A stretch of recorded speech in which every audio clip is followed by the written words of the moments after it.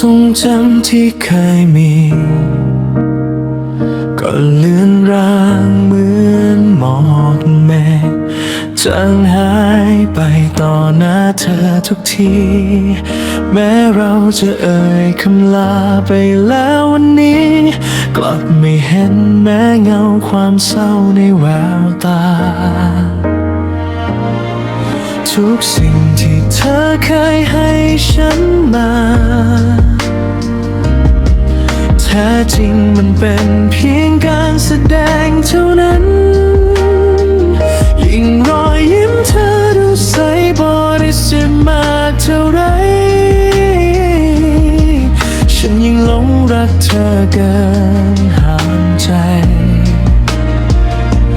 เพียงชั่วพริบตาฉันก็เริ่มจะเข้าใจบางอย่าง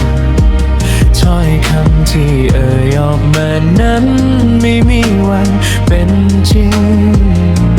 แล้วในตอนที่ฉันพริบตาลงอีกครั้งหนึ่งใบหน้าเธอกลับดูห่างไม่เหมือนเดิมเล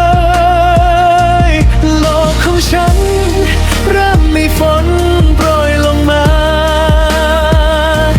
หนาวจับใจจนไม่อยากรักต่อ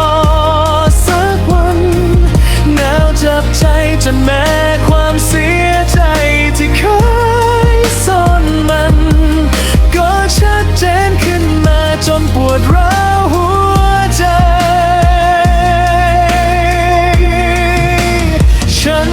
จูบลาจากเธอในอากาศว่างเปล่าปล่อยให้ลมพัดเย้า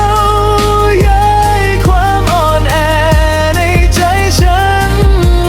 จูบลาจากเธอในคืนที่วุ่นวายสับสนหัวใจยังรอจะโอบกอดความเศร้าที่กำลังเวียนมาถึง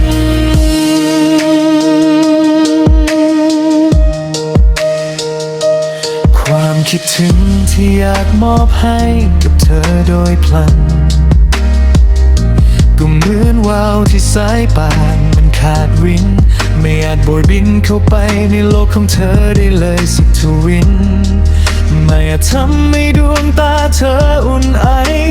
เหมือนวันเก่าฉันมองเห็นแล้วว่าโศกนับกำลังก่อตัวตอนจบเรื่องราวนี้ไม่มีแม้เศษเสี้ยวความสุขใจแต่ฉันยังคงซ่อนตัวอยู่ในความฝันของเธอต่อไปไม่ยอมตื่นจากภาพเธอในคืนนี้